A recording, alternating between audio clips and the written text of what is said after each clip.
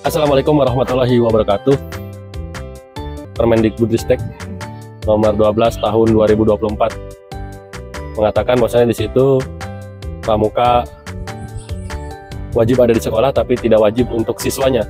Nah, selama ini kita berdasar kepada Permendikbudristek yang lama, Permendikbudristek yang tahun 2014, di situ ekstrakurikuler pramuka dijadikan ekstrakurikuler yang wajib diikuti oleh seluruh siswa. Memang pada dasarnya Undang-Undang Nomor 10 Tahun 2012 gerakan pramuka itu diikutin oleh sukarela saja gitu. Tapi di tahun 2014 terbitlah Permendikbudristek Nomor 63 Tahun 2014. Di situ menyatakan bahwasanya untuk ekstrakurikuler pramuka bersifat wajib ya diikutin oleh seluruh siswa. Saya sering berpikir gitu, sebagai seorang guru bukan hanya jadi guru tapi harus bisa mendidik gitu. Apalagi di tahun-tahun belakangan ini karakteristik anak-anak kita, anak-anak Indonesia sudah banyak terkikis dari budayanya ya. Kita ingat Undang-Undang Nomor 20 Tahun 2003 tentang Sistem Pendidikan Nasional, bahwasanya pendidikan berfungsi mengembangkan kemampuan dan membentuk watak serta peradaban bangsa yang bermartabat.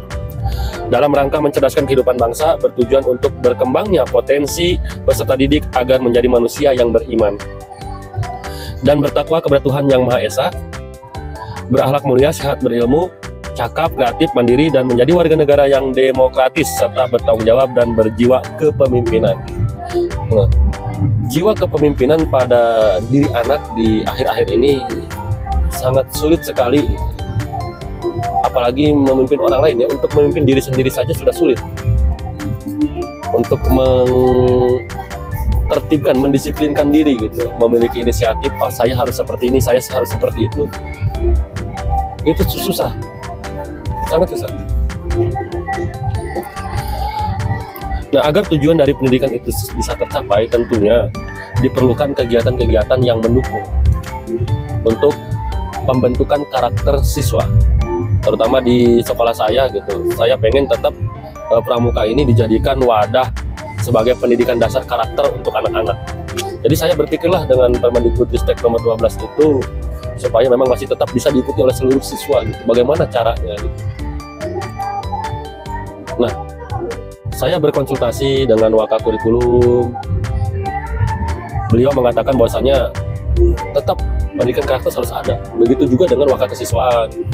Dia mengatakan juga tetap pendidikan karakter harus ada di sekolah kita untuk membentuk karakter-karakter peserta didik supaya mereka bisa lebih apa ya, bisa menata diri lah gitu. Begitu masuk ke SMP, mereka dari sifat anak-anak SD mereka harus berubah menjadi seorang remaja gitu. Tentu karakter-karakter yang ada di dalam anak SD dengan anak SMP akan berbeda jauh gitu. Jangan sampai ketika dia anak SMP masih menggunakan karakter-karakter anak SD.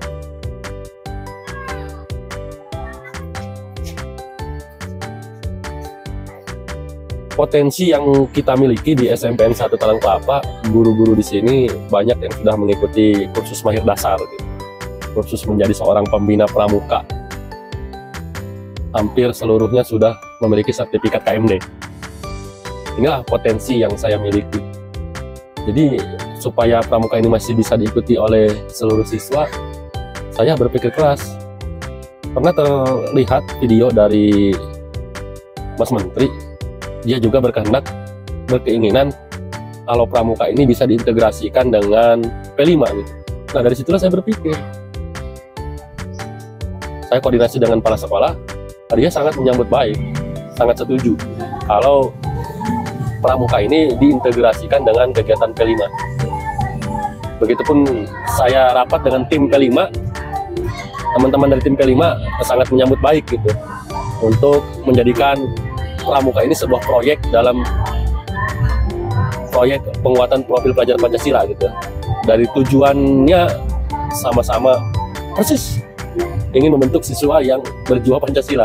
Di dalam kepramukaan pun sama, tidak jauh berbeda. gitu. Jadi saya dengan situasi seperti ini, saya berpikir untuk menjadikan kegiatan pramuka ini menjadi kegiatan P5. Tantangan yang saya hadapi tentu saja banyak gitu, dari kepala sekolah, guru, dan peserta didik gitu. Mungkin dari kepala sekolah untuk strategi untuk menggunakan atau mengintegrasikan pramuka ke P5 ini masih khawatir beliau gitu. Terus guru-guru juga banyak yang bilang, aduh saya masih belum lihai gitu, belum paham dengan materi-materi kepramukaan gitu. Nah kalau dari anak-anak tentu saja kalau namanya kegiatan wajib itu banyak yang menolak gitu kan, tapi semua itu harus dipaksakan supaya anak-anak punya karakter yang kita inginkan gitu.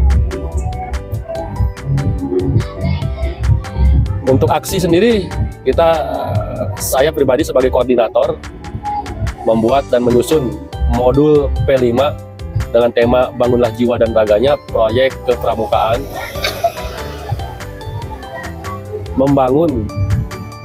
menyusun modul P5 dengan tema Bangunlah Jiwa dan Raganya dengan proyek Pramuka Raja Muda Karana. Kenapa saya memilih tema Bangunlah Jiwa dan Raganya? Saya inginkan supaya anak-anak itu memiliki jiwa yang sehat, hati yang senang, seperti itu.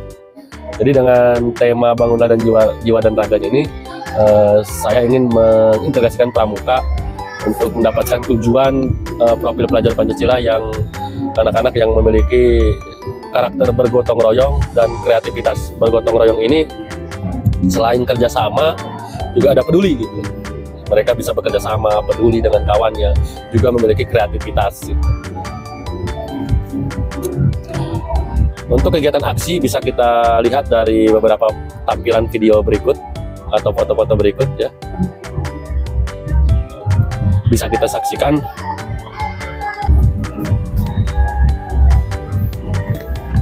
Refleksi dan dampak hasil yang kita telah laksanakan dalam P5 proyek penguatan profil pelajar Pancasila dengan proyek pramuka.